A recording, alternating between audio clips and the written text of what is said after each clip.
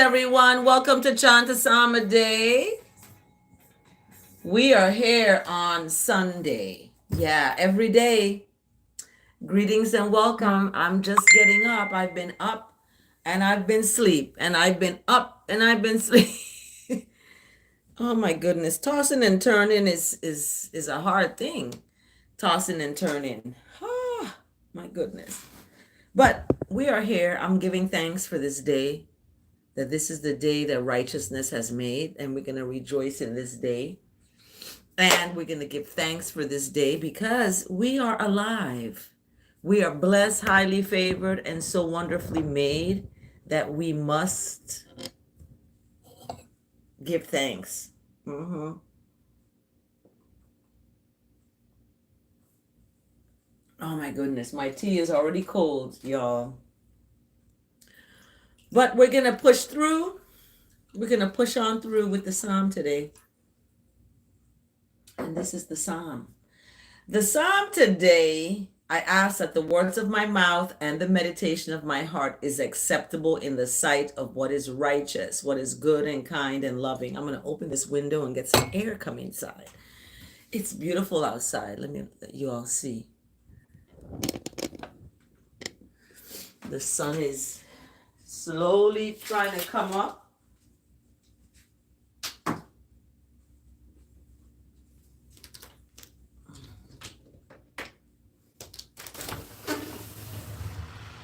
Yeah. Oh, the sun is slowly trying to come up, y'all, outside. It's a beautiful day. This is the day that righteousness has made. We're going to rejoice in this day, like for real, real.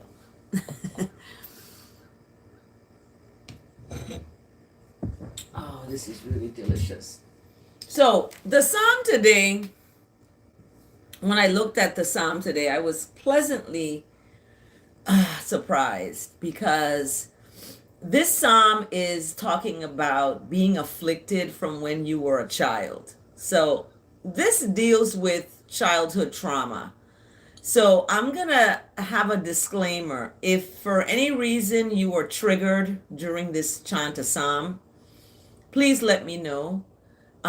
Because that is not my intention to put anyone down or to make anyone feel bad about their life or themselves. That's not the mission of this. So this psalm is dealing with your childhood.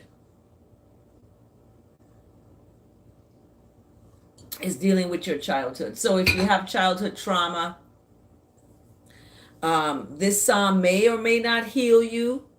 It may or may not give you what you need to heal, but it's the beginning. It's the beginning. So when I was in the shower just now, I just took a shower, and I was giving thanks for the water that I'm using to clean myself. And we take it so much for granted.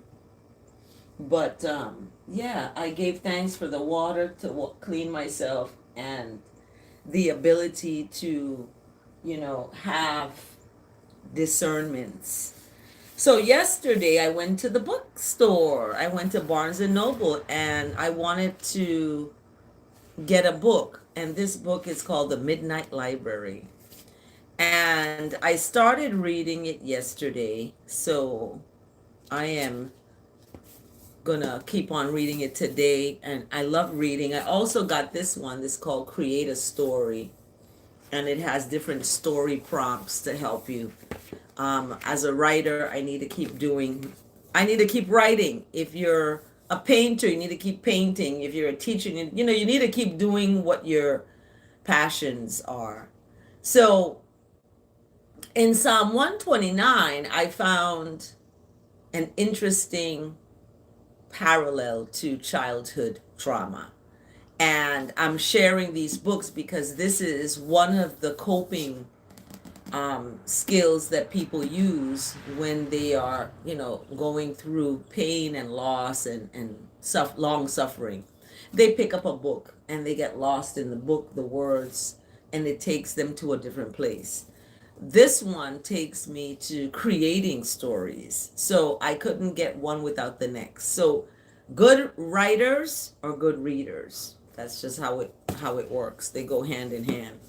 So as a child, as a youth growing up, I've always loved to read, and I've always been an advocate for learning. I love learning new things and being in a classroom. So with that being said, I'm going to get started with the psalm today. May the words of my mouth and the meditation of my heart be acceptable in the sight of what is right, what is good, kind, and loving. So the psalm today, Psalm 129, begins with greatly. It's talking about affliction greatly from when you were a youth, right? Affliction from when you were a youth. And it's talking about they. Now, who is they? They is obviously some group that's not good because of the affliction that's behind they. So in verse 1, it kind of prefaced the psalm. We have to now speak, okay? We have to acknowledge, because as a child, I was bullied. I was called names. I was called half-breed. I was called, I'm not a full person. I was teased about my mom. I was teased about my hair. I was teased about all these things that has superficial relations. But I will now speak.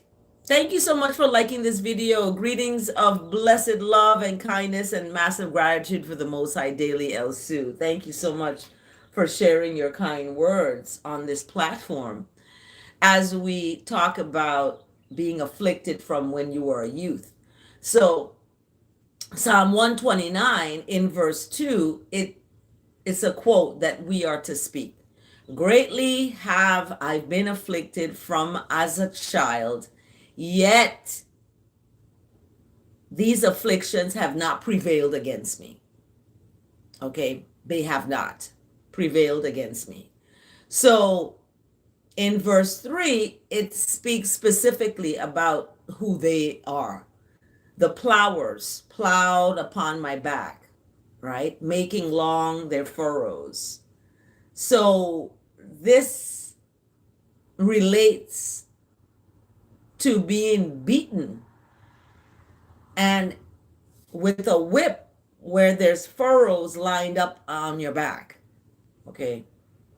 So in verse 4, it speaks of who the Lord is. The Lord is righteous and has cut the cords of the wicked, like cut them, it's cut off. So this righteousness of God, of Lord, of Jesus, what we call on, is going to deal with it. So you don't have to fight nobody. You don't have to curse nobody out. You leave people to the Lord. Righteousness, that is who the Lord is. Verse 4 is very critical because people tell me, how you calling God righteousness and how you calling Lord and Jesus righteousness? Call them the better. Yeah, but it speaks of the Lord is righteous. Right here in verse 4. I didn't make it up. So that righteousness is going to deal with wrongness. You don't have to do anything. You leave people alone. So in verse 5, all who does not love happiness and righteousness and goodness and mercy and all that is God, right? Those who do not love that, may all who don't love that be put to shame and turned away. Okay. And I said, you want to sit at my table? I only accept people who are willing to learn. And learning is doing, not just taking the information, but actually putting it into practice. Okay. So In verse 5, Psalm 129 is really powerful because in verse 5, those who do not love righteousness are going to be shamed. They're going to be ashamed of themselves and they're going to be turned away. Okay. In verse 6, it speaks more specifically, though, that these that do not love righteousness are going to be as the grass on the housetops that wither before it grows up. Because any grass that's on the housetop, the sun is going to get it before it even grows up to be a plant, right? So this is what is happening to those who do not love righteousness, and they show it in their behaviors. Their actions speak louder than anything else. So this comparison of grass on the housetop and it's going to wither before it grows. The reaper does not fill his hand, nor the binder of sheaves his. So there's nothing to harvest. There's no harvest. Nor do those that pass by speak, "The bless of the Lord be upon you. We bless you in the name of the Lord." They're not going to say those things. So when they pass by, they don't speak this. But this is what we need to speak. We should not get on the phone and leave a vicious voicemail for someone that you don't know. We have to pick up the phone. We say, "The blessing of the Lord be upon you. We bless you in the name of the Lord." In the name of righteousness is the name of goodness and mercy and love and kindness. You know, this is what we need to be leaving behind our legacy about. Nobody should get us in a turmoil to the point that we come out of our good places.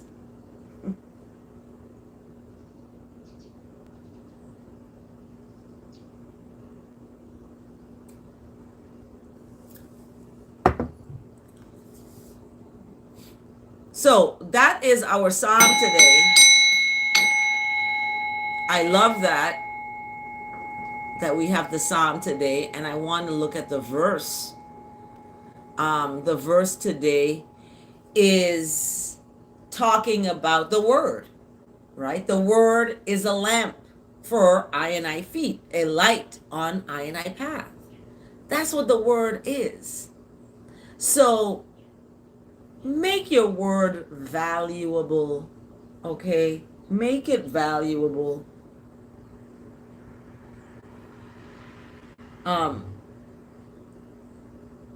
So righteousness' word is a lamp for eye and eye feet, so we can see our way, right? And that word, the righteousness' word, is a light on your path. So you're not going to be walking in darkness, or you're not going to be walking blindly going, you're going to be led with this word. And that's where it's got to come from you. That word has got to come from you. It's got to. You have to speak it out into existence, basically. Okay, speak it out into existence. And it's important because the word, people take the word very lightly. They're very, sarcastic, and, they, use words very haphazardly. And they're not talking about anybody out there. I know you all use your words good. But we have this sense of disconnect when it comes to the word. Disconnect. I'm going to call it that, disconnect. We are the word. We have to live that word. We have to be that word. We have to stand for that word. And that word is righteousness, compassion, mercy, love, kindness, humility, long-suffering, forgiveness. That's where we need to be.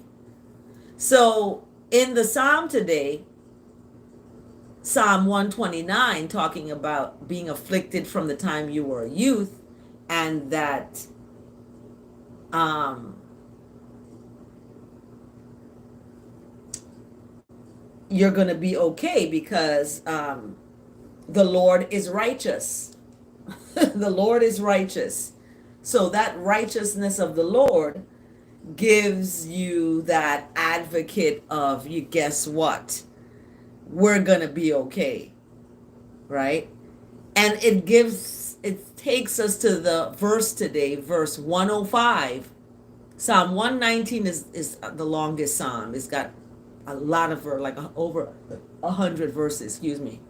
So Psalm 119 is a long psalm. And the verse today comes from that. It's 105, verse 105.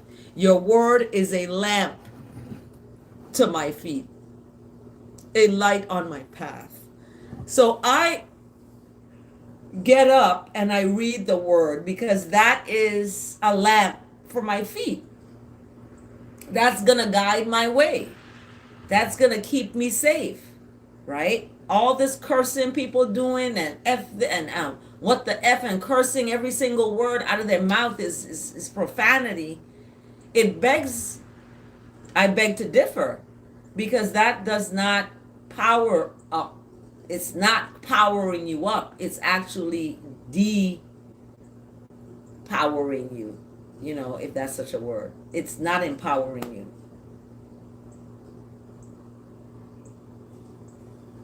So we cannot be haters. We can't hate goodness and mercy and love.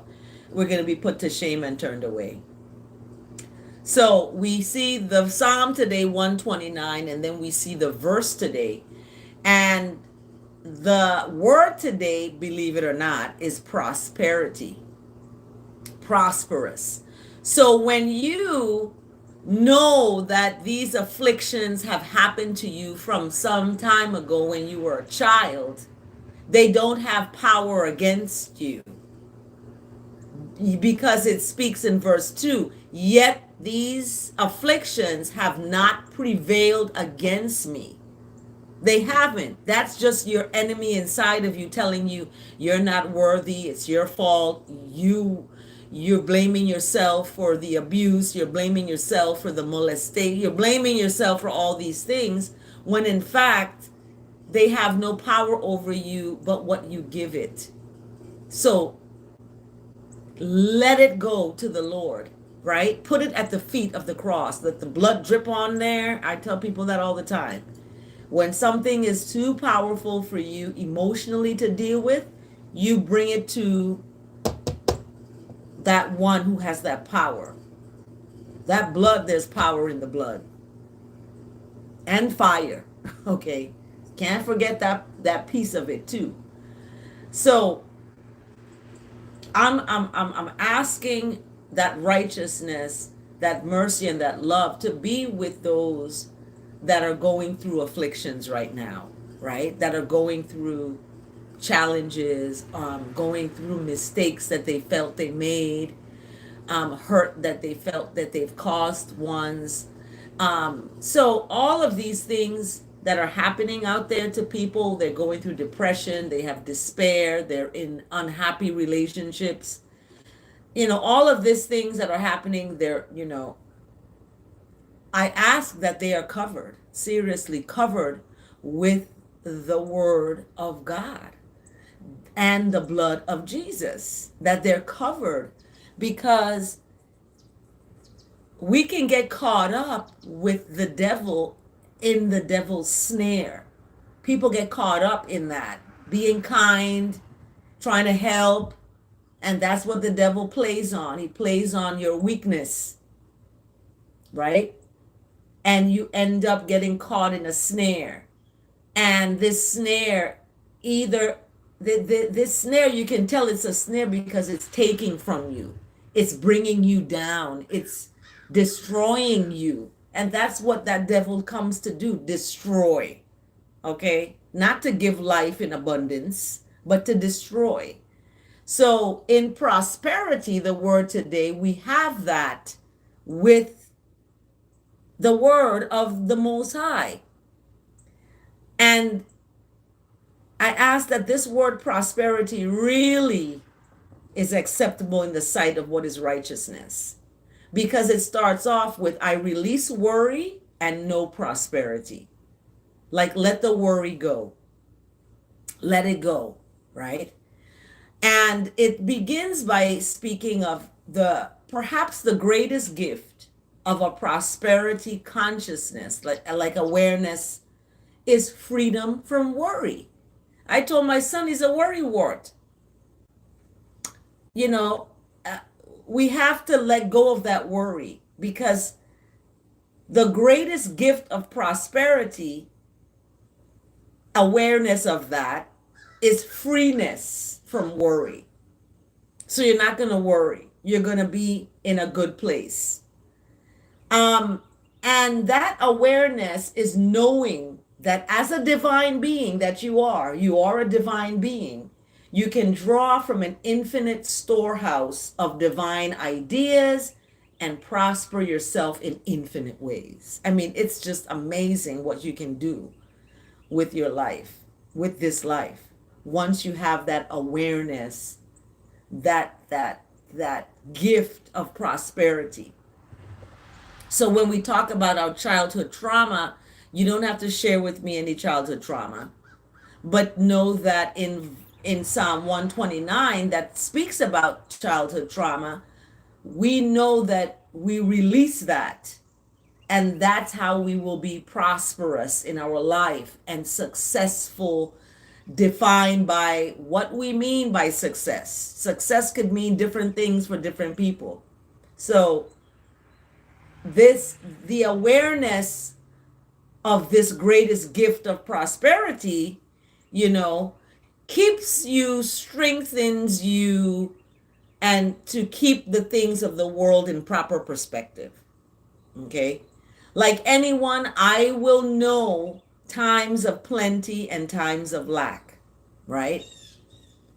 Standing firm now in that, in your prosperity as a righteous truth. Like, this is happy, you are prosperous.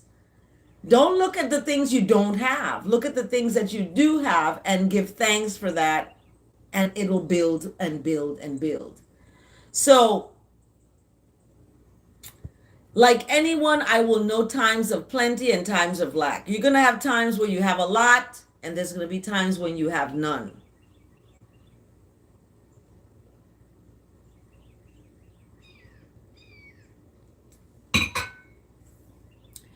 And knowing, standing firm in your prosperity as a righteous truth and not the quality or number of your belongings or the amount of money you have in the bank, gives you agency to direct your life. So it doesn't really, as a righteous being, as a divine being, the quality or number of your belongings, okay? I have a laptop. I have I'm trying to get a MacBook desktop. Anyone out there want to donate one? But anyway, these belongings, right, or the amount of money that you have in the bank doesn't give you agency to direct. It should not direct your life, right? You are prosperous without all those things because you have the breath of life.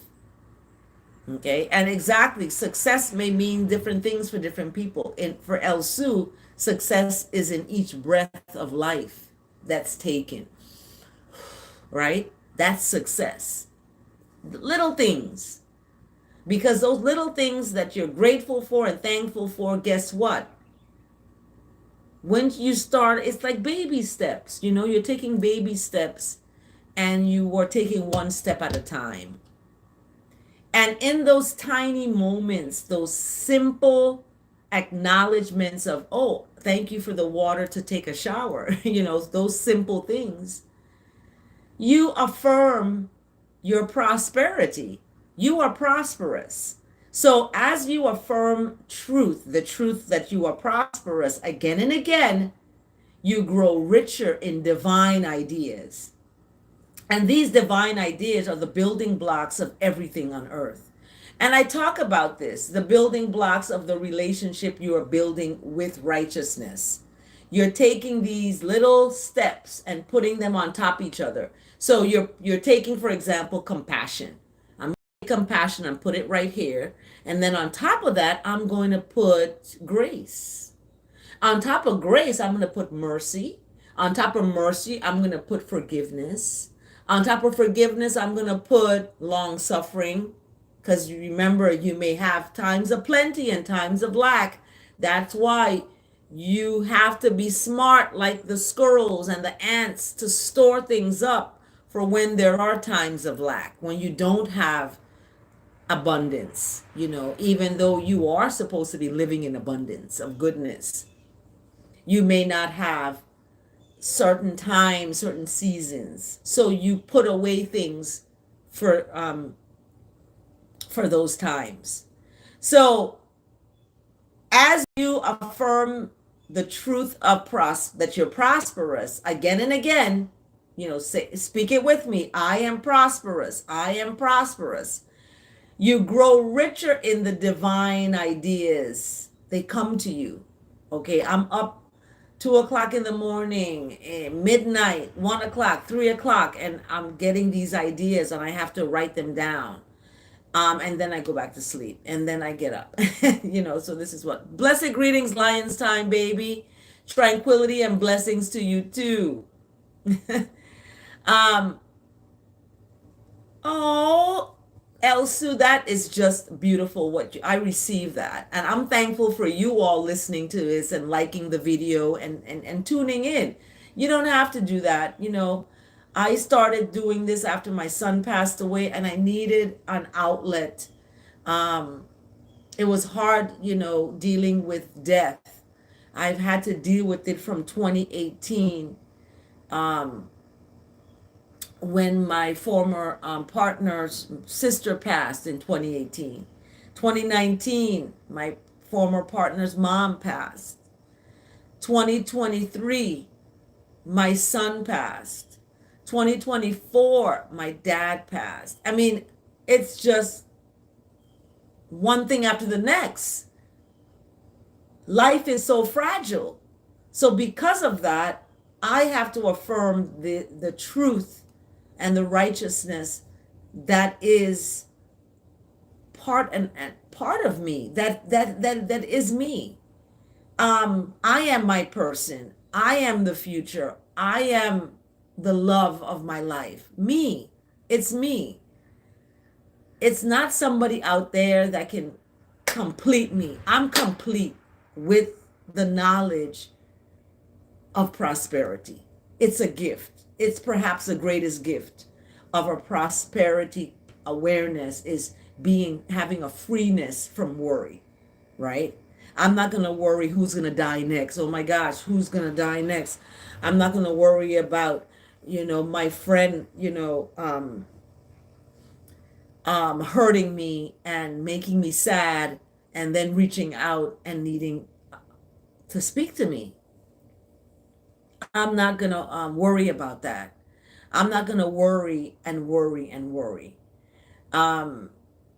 Sometimes people worry if they can't reach you. They're concerned. They're like, are you okay? Yeah, yes, I'm okay. So we have to put the worry aside and we have to embrace the gift of a prosperity awareness, consciousness. That is a cat just ran by. ran by. So we look at the verse today, and we look at the word today and the psalm today. Beautiful, like absolutely amazing. It's all tied in together. And as I outro, I want everyone to have a beautiful Sunday, and remember to stand in love. Don't fall in it, because we have a lot of mental illness in our society, and people are coming into relationships with the mental illness and not healing before they get into a relationship, and then it turns sour. It just doesn't work well. So it's important that we stand in love and not fall in it. And standing in love is standing in our own prosperity, in our own truth. and feeding ourselves with, goodness. So we are the good soil. You are the good soil. Lots of churches and pastors, I have this debate with them. And when I told one pastor, like, aren't we the good soil? He was like, yeah, I like that. That is true. We are the good soil.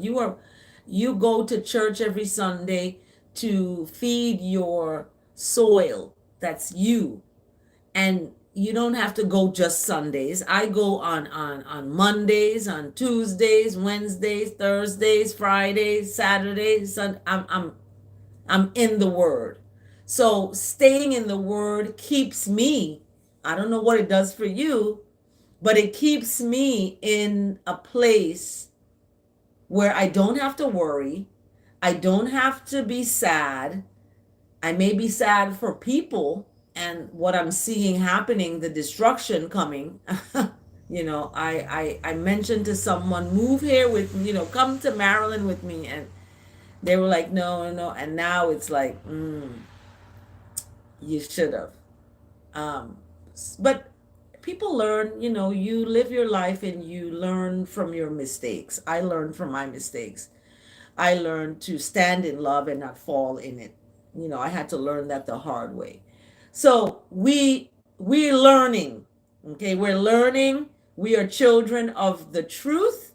We are children of the right. We are children of the merciful. We are children of grace. We are children of compassion. So we have to embrace that in everything we do in our lives. Embrace it to the fullness. So thank you so much for joining Chant A Psalm A Day. Everyone should have a blessed day. Thank you for liking this video. And remember, stand in love. Don't fall in it. Stand in it. Have a blessed day, everyone. My tea is over. I'm going to have to make some more hot tea. Yeah. Have a beautiful, blessed day. Thank you for chanting a psalm with me, everyone. Thank you for liking this video. Thank you so much. Have a blessed day.